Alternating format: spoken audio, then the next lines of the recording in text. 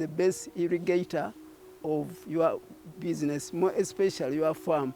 Farming is a business like supermarket. As you're doing hardware, you first plan. But when it comes to... Nanti omwaka animye mu season isatu nga duma oyo gyamukola mu silage oba okusimba ebisagazi ng'ojja bitemanga buteme ogitemeretemere erye. At least ekyo olina okuba n'entandikwa ey'okulya kubanga nekisinga bukulu.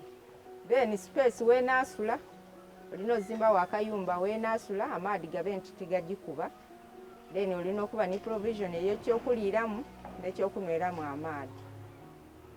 Ebisinga bukulu. Ni ssente dda okugula ente kubanga ente ennungi buti enaakuwa amata agategeerekeka eva ku miliyoni 3 paka ku miliyoni nga 5.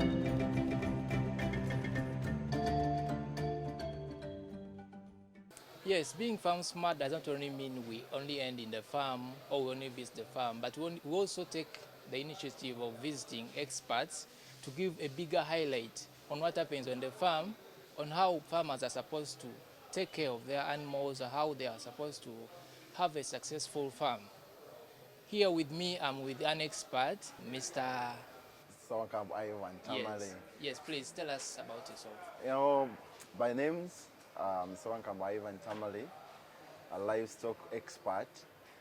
I've been quite in this field for some good years, and I've been interacting with many farmers, you know, countrywide. Yes. That is it. So what is your experience in farming? My experience, basically I've been dealing in dairy production, dairy farms, goats and cattle. Yeah. And I've been in this for close to 5 years now, you know. I think I have enough now to, you know, to tell most of the farmers or those ones who are willing to join the dairy sector as well. Yeah.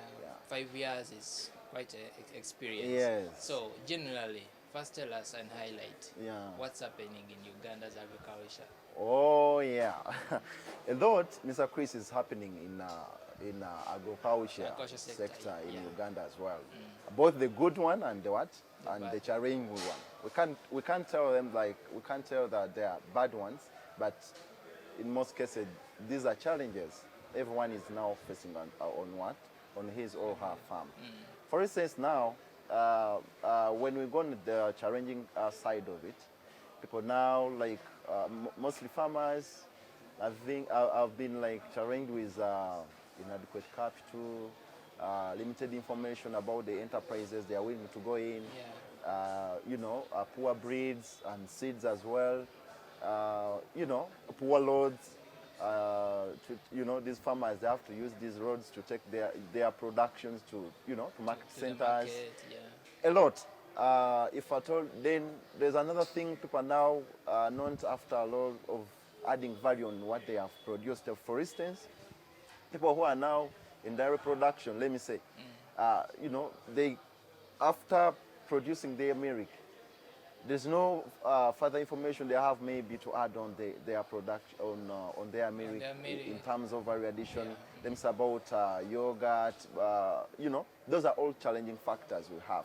And you never know if someone added the value on this product. You never know, it can fetch some good income as well. How is our performance? For now, if you see now, you know, if you see 70% of our land is arable, but now if you look critically, it's around 35% which is now active in production or in farming. Yeah. So our people, they're now not too much in production on large capacities. Yeah. They are basically doing it on subsistence scale. To cut you short, yeah. Who is responsible? Who is meant to put it in people so that they can? You know, before we go to maybe on a government side, but a farmer as well, because these are the key players in this sector.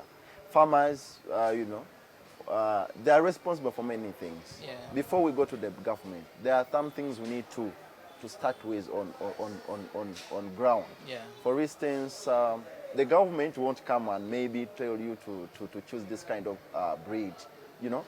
First of all, farmers, they are responsible to choose which kind of breed I'm supposed to have on my farm. Yeah. Which kind of labor am I supposed? Which kind of feeds should I come? Then, after all, the government can come in maybe try to stabilize the prices, you know, to find which market for these products and so on. So we have many key players, the farmers, the extension workers like us, Yeah. as then come in these other people. Yeah. Okay. We are So- all responsible for this now. You're responsible. Okay. So switching to your like section, let me call it a section or category. So tell us about dairy farming. Wow, dairy, if you look now at dairy is an interesting enterprise. And it's wide. And it's very wide, Yeah. cutting across from breed, production, feeds, management, and a lot.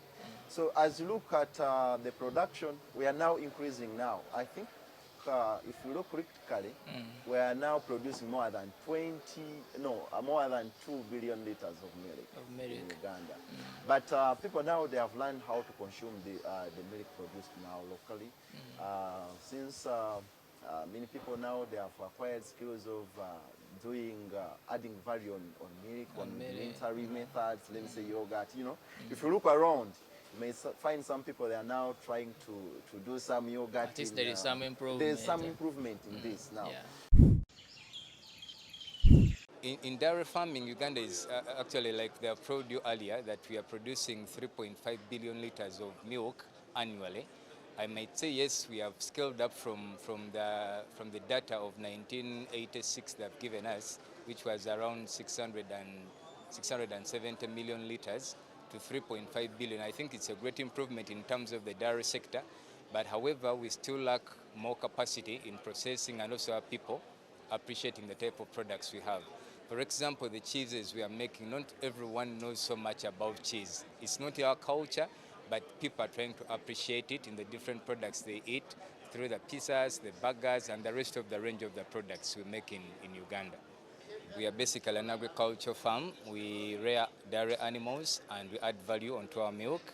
We are found in Kachiri. Basically, right now we process and make cheeses, all the different types of cheeses, the mozzarellas, the goudas, the cheddars. Then also we add on some value. We make yogurt, we make fresh cream. We also have cream cheese. So those are some of the products we make on our farm, and we sell it on the Ugandan market. Apparently the market is so receptive about our product. We are in different supermarkets, we are in different restaurants, some schools where we deliver our products, and basically we are not doing bad, if I may say. If you look then to maybe the breeding section, we are seeing people now, they are, you know, using AI, you know, they are trying to transform these local breeds. Say that they get these improved breeds to add on the production, increase on the production at the farm. Then when you look about the feeds in dairy production, people are now, you know, they are now trying to get these modern techniques of improving on feeds, like for instance silage and hay. You know, if you tour around the country, many people are now engaged in doing silage. You know, they are fearing that you know, when you know, that drought scarcity of feeds. So they are saving. Yes, so they are now saving. They They have tried to use these different additives to keep the grasses and so on. So it's quite interesting. People now are, you know, engaged. People are now coming closer to take this on the next level. And I believe, you know, we shall have more productions as well. Okay, so as a small scale farmer, let me take it in that category. So as a small scale farmer, what do we need to know before we start so that we avoid such mistakes? Oh, well, so now as a small farmer who is willing now to come in this enterprises, for instance, dairy production, you need to look about the breeds Because after all, in dairy production, we are all targeting about a milk production. Milk is the key aspect in this now. So if you're now a dairy farmer on a small scale, first of all, I won't encourage you maybe to go on these big animals, the Frisians, the Janses, you know, pure breeds, 100%. You can't manage it.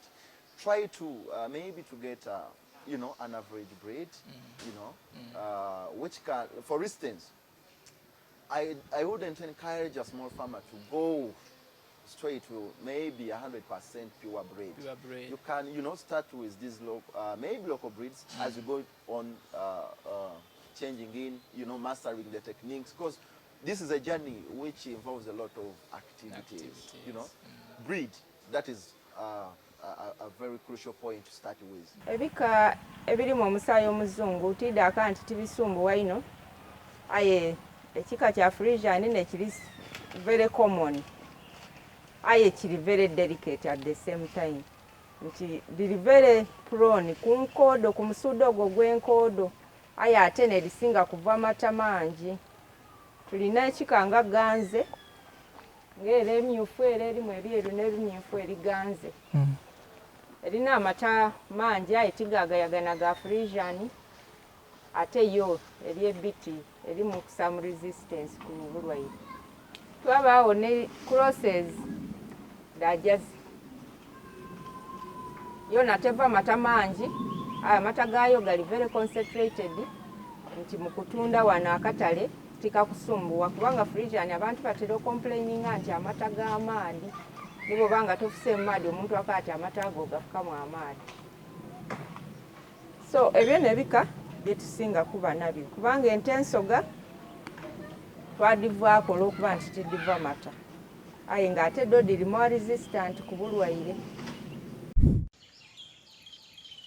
Then after the breed, look about the feeds, because you know when you look about the breeds on the feeds, you know, with dairy production, you have to be with enough enough feeds for your cows in order to produce enough enough milk for you. You know, dairy production is like an industry.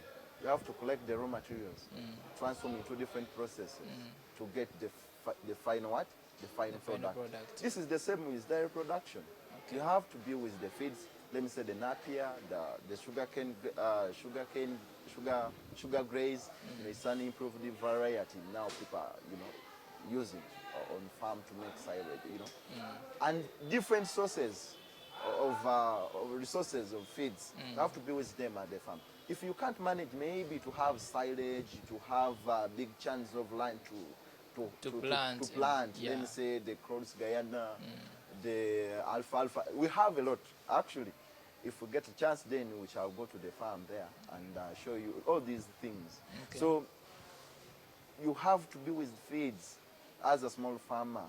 You know, there are different methods how we can help you to maybe to keep your feeds in a small quantities, but you know, you calculate. Let me say, when my animal is need, let me say it weighs around 200 kgs of 200 kgs live, that is carcass weight. How much does it take to feed it? To feed, you know? Then those are simple calculations you start from, you know? Like with those calculations, a farmer like this small farmer, you can know, like, you know, in a specific period of time, I will need maybe 1 ton of feeds or 2 tons. It can take me. All in all, my key point is you have to be with feeds. If you don't have feeds, let me say these improved feeds, let me say the grasses, the what and what. You know, these days now, farmers have now come with an, you know, of planting seeds. Now, planting grasses and pastures on the their farm. own. And But for instance, these small farmers, maybe they can't afford that. What should I do? There are some people now who are selling maybe those feeds on small on small prices. And you see how you can beat around with that. We are into pastures. So how did we come into pastures? I did marketing myself. I'm a marketeer. And when I was learning, they told me, always do something that you have a comparative advantage. So I used that chance of being doing comparative advice, something that I can have what other people cannot have. You realize that we are in a town, 18 kilometers from Kampala, meaning that if I do hay, I'm going to supply hay for those people who are in urban. If I do silage, I'm going to supply those people who are into silage. If I do milk, the market is there. However, how I started it to be, of course, I started with problems. I started, of course, doing losses. I never planted pastures. I didn't do anything. It was after I met qualified people like Dr. Kaviriz, who was a good nutritionist in this area. He's an agronomist, and he told me, Usinje, if you want to do some things better, you start with planning. For animals, start with planning. So you start with looking the land. Land, I had it already here. I had water. So the only thing, it was proper planning, how to do pastures, okay? So I started doing pastures, and for the benefit of any client outside there, any farmer, to do this, as I've said, you must have proper planning, land. After doing land, then you plan now. Before you do anything, it's on the book now. Land, then feeding, then building, then cows. Cows should be the last. Exactly. But many people start with cows, and then land, and then pastures. Okay? So you should do land, plant pastures, then build cattle shed, then bring. The cows should be the last. For them, they are coming to eat and give you milk. You might be having land, but having land doesn't mean that you have pastures. Because you might be having land when actually it's have bare. So you start with land. And only that for those people who have got a plot of land, you're in Muyenga, you're in Bakuri, you're where, and you had always wanted, really, you can't have such things. However, maybe if you're going to buy pastures, you can make it, because the liter there, you can sell it 3,000. But for people who are in outside Kampala, you have 1 acre of land, you're good to go. Without land, I can manage to buy from you and feed my animals. Because there you'll be, the catchphrase that I will be buy food, the same time I get money which can sustain. However, if you're in Namsindwa, I wouldn't advise you to do this business if you don't have a small land like 1 acre. However, if you're in Namsindwa and you have 1 acre, you can decide to do this, as I've told you, plant pastures. After doing pastures, and you're aware that you have pastures, then go and bring your 3-5 cows. 1 acre, by the way, if you plan it very well, it can accommodate 5 acres. 1 acre can accommodate 5 cows.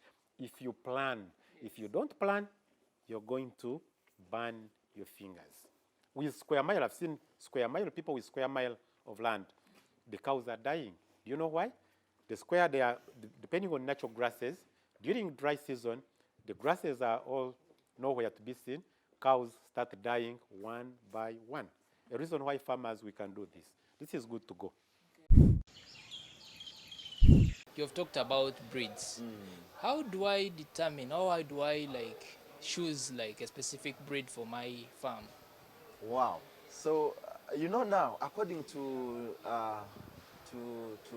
maybe our area here now in Uganda, before you choose maybe a certain breed, for instance, you see now, for us, we are receiving both rains and sunshine or high temperatures. So now, if you are targeting to choose a breed at your farm, this breed should be in position of to survive in high rains and it should be resistant to rains, to rain and temperatures. Okay. Now we have also the challenge of diseases as well. So you need to choose a breed now which can fit in these two things. Okay. So that's why a farmer initially, I told you, if you are to choose, let me say for instance, 100% pure breed, you can't afford. You can't manage it. Yeah, that is for these large-scale farmers. Yes. Even large-scale farmers, they can't also afford when you don't have critical conditions to cater for. So which breed sells most in Uganda? Now people, they are more in these Frisian cows. But mostly on large scale. Some people, they are having local ones. Okay. But it's better maybe to have a cross with those crosses they are selling here. because the process can, you know, they can survive in those two conditions I've told you. Okay. But as well as when you look now critically on the Ugandan market, people, they are now targeting the milk side of it and what? And the meat. And meat. Yeah. So that's why you may find some farmers now, they are getting a milk breed, let me say, Frisian. They cross it with these other beef breeds, So that they in can order to benefit into, okay. to have the milk And then the meat also. and the meat. Okay. You may find the cow is, you know, huge, but it's producing some good liters of milk, let me say 15 or 20, but even it's having the muscle. Maybe as an expert, can you give us an highlight on how we can take care of these animals well? Basically, the dairy breeds, one, if I'm to start with, you know, shelter is a big issue. You have to find out how you can house your animals, so that they are not affected with the harsh climate. You know, by the way, before that, we go to that. Which kind of, because we are now looking about maybe the management. The management. But we have to look at the system. Caring, Which system are you having? Is it the, you know, paddock, zero grazing, all of that? But let me focus on on a farmer who is going maybe to have a fully zero grazing unit. And most farmers these are using zero grazing. It's zero grazing. So now, this farmer, you have now to look about the shelter, the housing. You know, to protect these animals from the harsh conditions. That is one. Two, you have asked me about the management aspect of it. Yeah? Housing is done. Then in housing, we see the shelter, the roofing, we see the floor, you know. Sometimes now people they are using the mattress, the cow mattresses. I don't know whether you have ever noticed that from different farms. I have not yet. Oh, we shall take you around our farm. We have them. Okay. So now, after the housing, then look at the surrounding area. You know, because we're expecting the external, maybe parasites and whatever to come. Ticks, we'll look about that. Then meaning you have to spray. You have to spray because now in Uganda there's no way you can run about that. You have maybe there are different parasites. Somebody.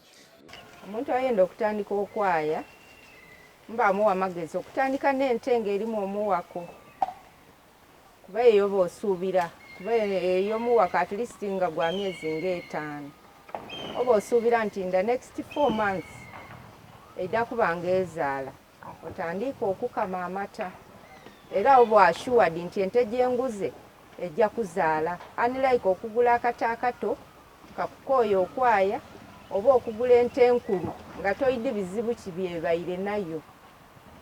So bw'ogula ng'erimu omuwako otuuka mangu kukukungula. So gino emyezi gy'oba oli kulinda 5 oba 4 meezaale weetegekera byenaalya wawe erina okuba okusula.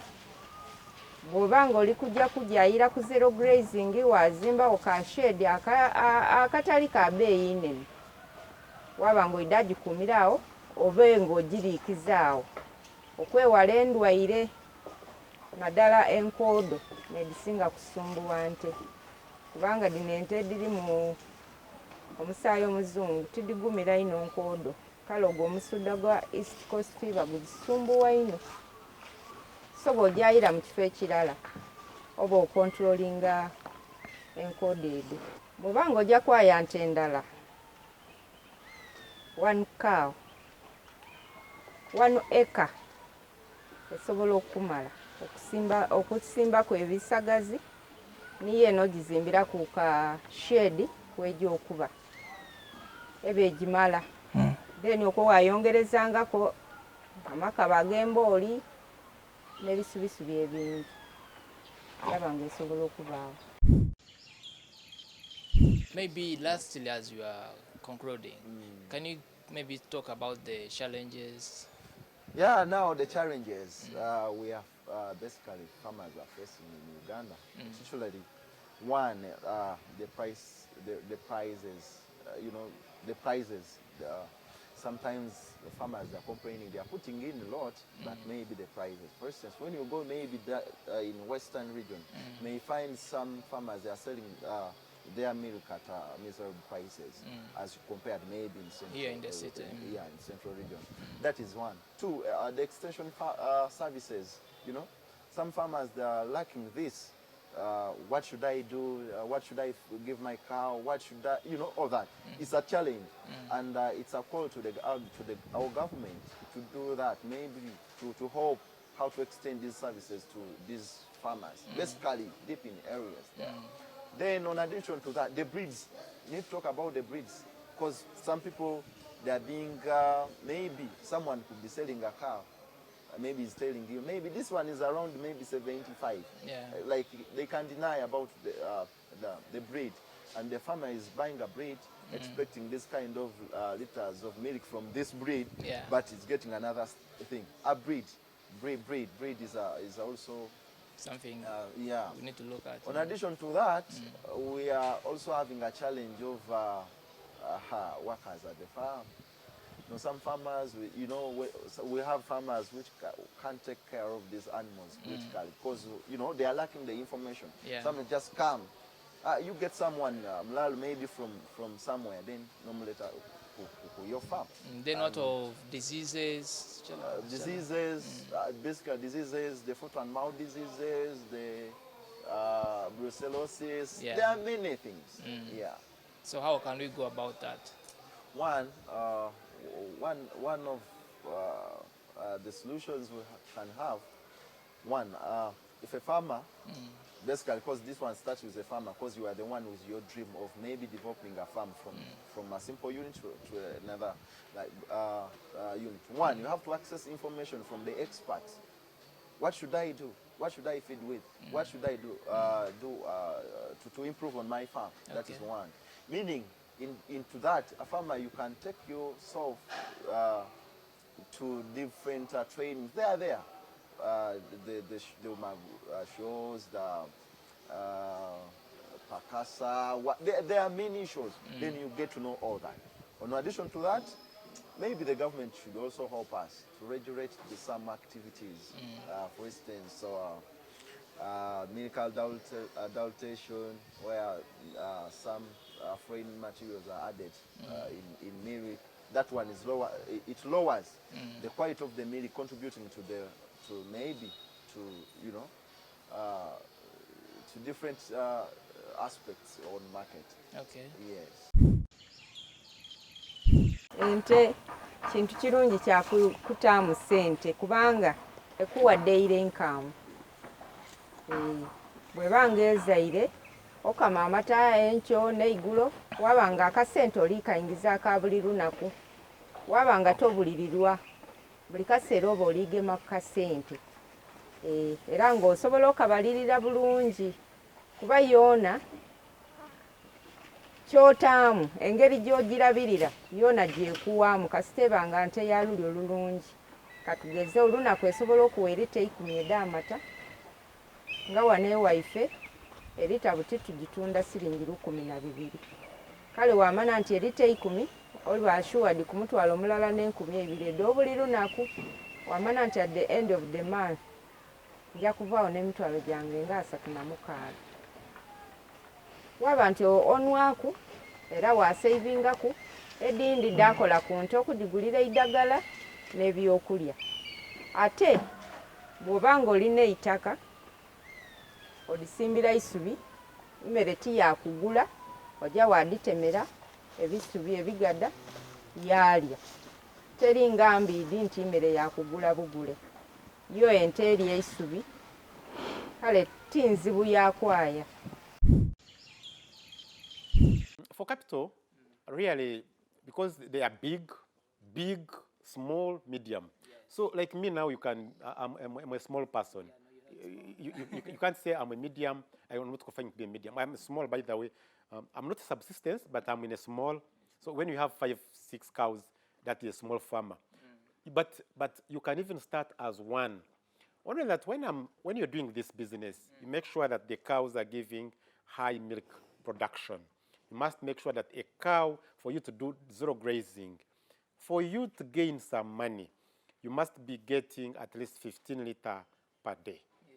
Any farmer who is outside there, you're in zero grazing, you're getting less than 15 liters per cow, you're doing a loss because the cows need food, labor, machinery, and all that.